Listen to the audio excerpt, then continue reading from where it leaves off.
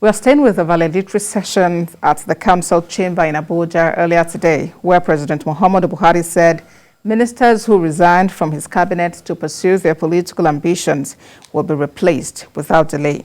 The president thanked the ministers seeking elective offices for their services to the nation, appreciating them for their cooperation. He also admonished other members of the cabinet to be more diligent and committed to the success of the administration. Femi Akonde has more. Cabinet, but Mr. President says they will be replaced without delay. Their exit is in compliance with Mr. President's directive to all members of his cabinet aspiring for political offices to resign, and also in accordance with Section 48, Subsection 12 of the Electoral Act. At the valedictory session for appointees leaving the cabinet to pursue political ambitions, the president said he believes those of them interested in succeeding him are as well competent. I have no doubt that if the next president emerges from among former members of this cabinet, like any other aspirant, ample competence and outstanding service delivery would be on display. This will be part of our legacies to Nigerians. Some of the outgoing ministers have also been integral members of President Muhammadu Buhari's administration. For them, the opportunity to serve is one they do not take for granted, and they believe working with President Muhammadu Buhari have prepared them for the task ahead. When the president invited us to talk to us and to remind us of the need to fulfill his mandate of, as he directed after the Federal Executive Council on Wednesday. And we appreciate his kind words. It's a period I describe as sadness and joy. Sadness in the sense that we are going to miss a fatherly figure who has impacted seriously on not just your lives, in the sense of continuous inflow and outflow of wisdom, but also on the fact that he has done so much for the infrastructure of this country and also to reposition the country better for posterity. It's now time for the outgoing ministers to test their popularity at the ballot. But for President Muhammadu Buhari, the business of governance must continue, as he will now shop for replacements to fill the vacuum in his cabinet. Femi Akonde, TVC News, Abuja. As it stands, the Minister of Labour and Employment, Chris Ngige, has now withdrawn from the 2023 presidential race. The minister announced his withdrawal from the contest in a statement today in Abuja. He had earlier declared his intention to run for president in the forthcoming polls while addressing a crowd of supporters on the 19th of April at his hometown in the Idemili South local government area of Anambra State. Mr. Ngige stressed that he had yet to fill and submit the 100 million naira worth of expression of interest and nomination forms of the All Progressives Congress bought for him. He explains that dropping his presidential ambition was in the interests of the nation. Also, Nigeria's Minister of Justice and Attorney General of the Federation, Abubakar Malami, may pull out of the Kebbi State governorship race. Mr. Malami had in April declared interest in the Kebbi State governorship race.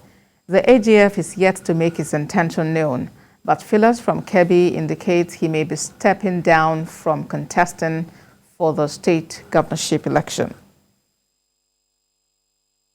In the meantime, National Chairman of Zenith Labour Party, Dan Nwayamu, has commended President Muhammadu Buhari for directing the sack of the government appointees who have political ambition. At a news briefing in Abuja, Mr. Nwayamu said President Buhari should not hesitate to sack any of them who failed to resign by the 16th of May.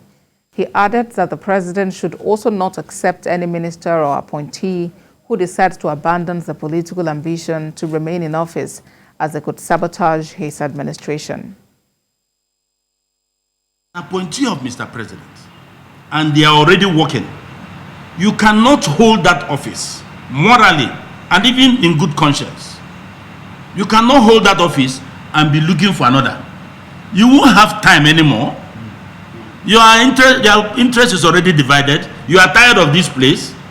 We said, okay, common sense demands. And if those guys have soul, they should have resigned on their own. Mr. President, thank you for giving me opportunity. Let me try something else. So what they did is to put a log in the eyes of Nigerians to tell Nigerians that they are stupid people. Versus Linda Ikeji. Elsewhere, students of Akure University, Akure, Ondo State, have protested against the prolonged strike by Academic Staff Union of Universities, ASU. The students blocked the popular Akungba Link Road, thereby causing traffic. Ayodeji Moradio has more. Students of the Akure University, Akure, Ondo State, they are venting their anger against failure of the federal government to meet the demands of striking members of the Academic Staff Union of Universities, ASU.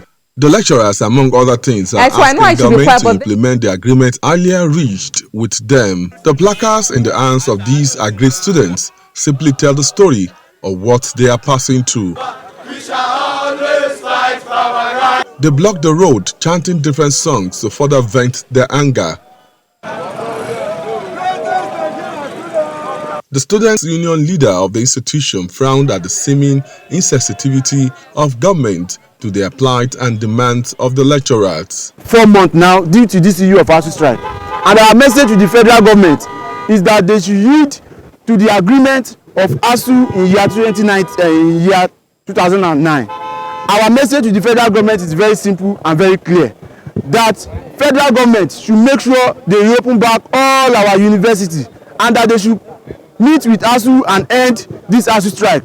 If federal government fail to meet with ASU, we students of Akure University, other Nigerian students across all universities in Nigeria, we will make sure we stampede all road. Other students said they are tired of staying at home.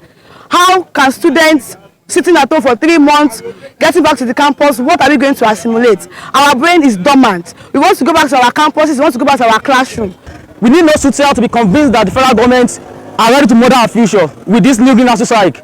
And because their wars are not in this country, we are calling on them now to consider the wars of those that cannot afford to sponsor their wars outside the country.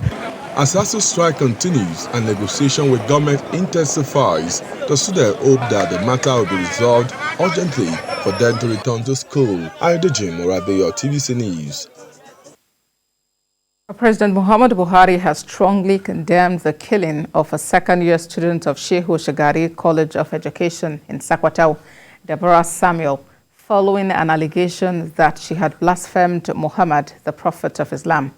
In a statement by his special assistant, Garba Shehu, the president noted that Muslims all over the world demand respect for the Holy Prophet, but where transgressions occur, as alleged to be the case in this instance, the law does not allow anyone take matters into their hands. The president directs ministries of information and culture, police affairs, and of communications and digital economy to work with GSM providers and tech companies to help contain the spread of false and inflammatory information through social media. The president extended the nation's condolences to the family of the deceased student and wished all those injured a quick recovery. He calls for calm among the general population while investigation is ongoing to find out the remote and immediate causes of the incident.